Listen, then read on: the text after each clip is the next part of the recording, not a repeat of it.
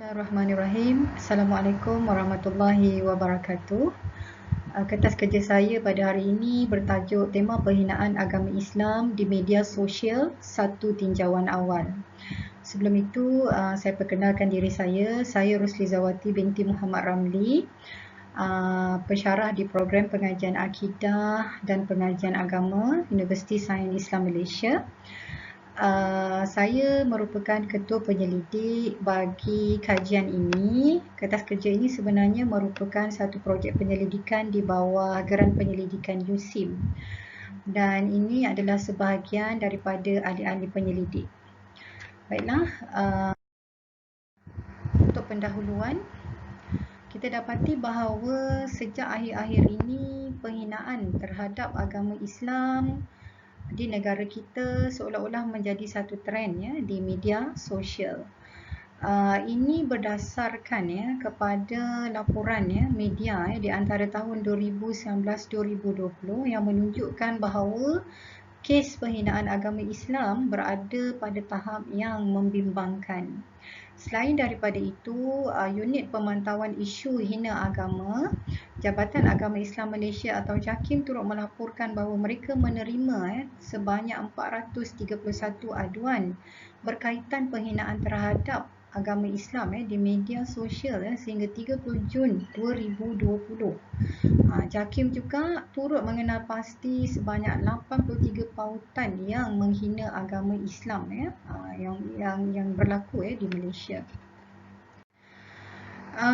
Walaupun terdapat peruntukan undang-undang seperti Seksyen 298A Kanun Keseksaan dan 233 Akta Komunikasi, kita dapati isu penghinaan agama Islam ini amat sukar untuk dibendung. Ini berdasarkan kepada laporan bertarikh 31 Oktober 2019 bahawa daripada 34 kes penghinaan agama yang dilaporkan, hanya 3 kes sahaja yang telah disabitkan kesalahan dan hukuman. Maknanya daripada 34 kes, hanya 3 kes sahaja yang dapat disabitkan kesalahan dan hukuman. Sementara selebihnya masih dalam siasatan ataupun diklasifikasikan sebagai tiada tindakan lanjut. Dan isu penghinaan agama ini juga sebenarnya telah menjejaskan keharmonian hubungan antara kaum dan agama dalam konteks Malaysia. Ini juga diambil berdasarkan kepada laporan media pada bulan Februari 2020 di mana seorang pemuda telah dibelasah oleh orang awam kerana telah memuat naik video memijak Al-Quran di Facebook.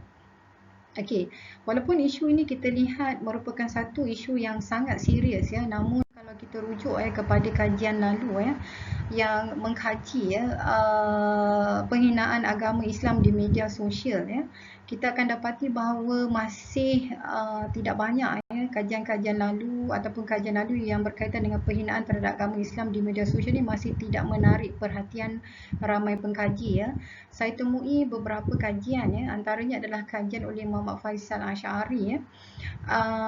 Kumpulan ini telah mengkaji provokasi dan penghinaan secara melampau terhadap agama Islam di Facebook dan mereka menggelarkan golongan ini sebagai cyber terror atau pelampau agama.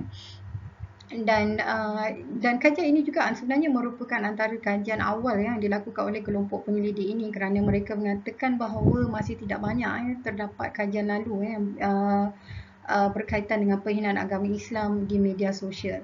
Dan mereka mendapati bahawa antara tema utama penghinaan agama Islam yang dilakukan oleh kelompok cyber terror ini adalah mereka telah menyerang aspek akidah iaitu Allah Subhanahu Wa Taala, Nabi Muhammad dan Al-Quran.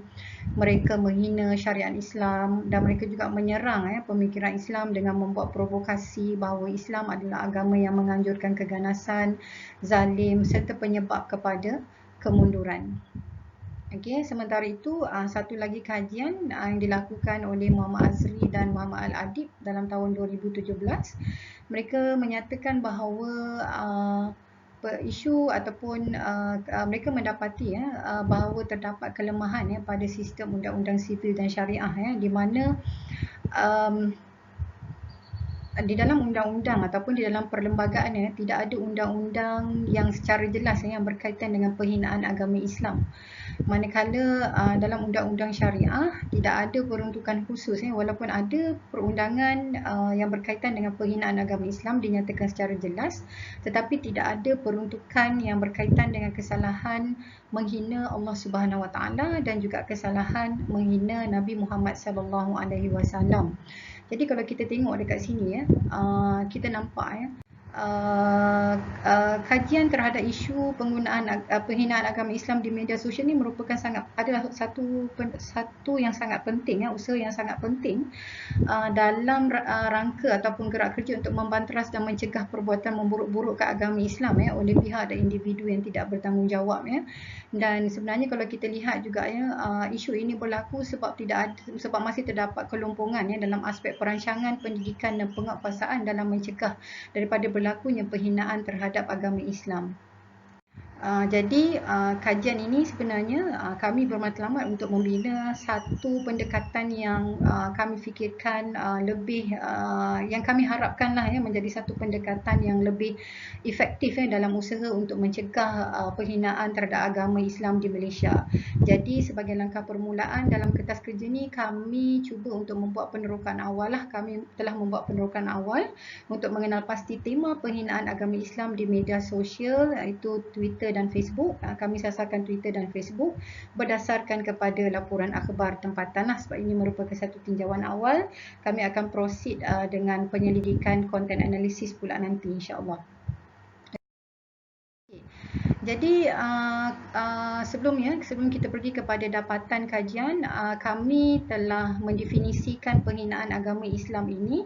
Konsep penghinaan agama Islam ini sebagai perbuatan yang bertujuan merendah-rendahkan, memburukkan dan menjatuhkan martabat dan kemuliaan agama Islam melalui penghantaran apa sahaja bentuk mesej di laman sosial. Maknanya penghantaran apa sahaja bentuk mesej di laman sosial merangkumi penulisan, gambar, video, percakapan, apa sahaja bentuk mesej, termasuklah apa yang saya katakan tadi, sama ada melalui penulisan dalam bentuk gambar ataupun dalam bentuk image, kita kata video. Itu adalah antara definisi ataupun apa yang kami maksudkan sebagai apa sahaja bentuk mesej di laman sosial yang bertujuan untuk menyakitkan hati orang lain dan membuat provokasi yang boleh menggugat ketenteraman awam. Jadi untuk makluman, informasi konsep penghinaan agama Islam ini juga kami derive understanding ini daripada tafsiran secara bahasa dan juga tafsiran-tafsiran daripada peruntukan perundangan sedia ada daripada perlembagaan dan juga undang-undang syariah. Okey, ini adalah dapatan kajian. Jadi berdasarkan kepada tinjauan awal terhadap beberapa keratan akhbar dalam talian, kami di antara tahun 2019 dan 2020, jadi kami mendapati bahawa tema utama penghinaan di media sosial adalah mereka telah menghina Nabi Muhammad SAW dan juga agama Islam. Jadi dapatan ini kalau kita tengok selarilah dengan kajian yang dilakukan oleh Muhammad Faisal Asy'ari dalam tahun 2014, di mana beliau juga mendapati bahawa golongan pelampau agama atau yang digelar sebagai cyber terror telah menjadikan Nabi Muhammad SAW dan ajaran Islam sebagai objek serangan dan hinaan. Dan kajian ini juga menyokong dapatan kajian oleh Muhammad Azri dan Muhammad Al-Adib bahawa masih terdapat kelemahan dalam sistem undang-undang sedia ada oleh kerana ada masalah kekaburan dalam pentafsiran peruntukan undang-undang yang berkaitan yang digunakan untuk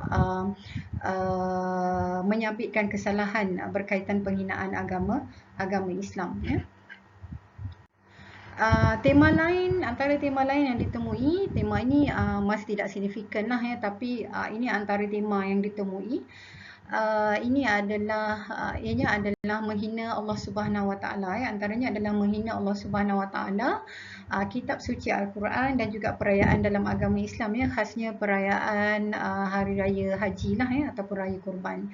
Jadi penemuan terhadap tema penghinaan terhadap Allah Subhanahu Wa Taala menyokong dapatan kajian oleh Muhammad Azri dan Muhammad Al-Adib bahawa masih terdapat kelemahan dan kelumpungan dalam sistem perundangan sedia ada sehingga Allah Subhanahu Wa Taala dan Nabi Muhammad dihina dan dicela oleh individu yang tidak bertanggungjawab tanpa ada rasa takut dan bimbang akan dikenakan tindakan undang-undang. Ini khasnya dalam undang-undang syariah lah undang-undang syariah masih tidak ada peruntukan undang-undang yang secara jelas berkaitan dengan kesalahan menghina Allah dan menghina Nabi Muhammad SAW.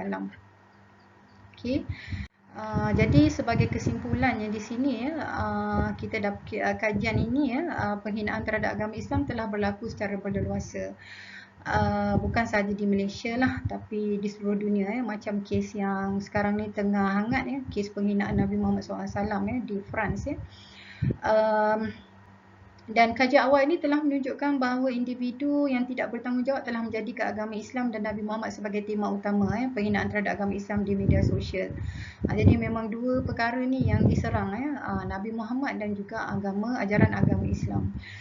Dan walaupun kita boleh katakan bahawa tidak ramai yang terlibat dengan isu penghinaan agama Islam, tetapi kita dapati bahawa isu ini sedikit sebanyak telah menjejaskan kestabilan dan keharmonian dalam hubungan antara agama di Malaysia. Dan tambahan pula perundangan sedia ada masih kita kata tidak berupaya untuk mengatasi isu penghinaan agama Islam dengan lebih efisien. Justru kami insya-Allah akan cuba merangkalah satu pelan tindakan yang kami harapkan dapat membantu pihak berwajib untuk membanteras isu penghinaan agama Islam di media sosial. Sekian, Allahu a'lam. Sekian, terima kasih. Assalamualaikum warahmatullahi wabarakatuh.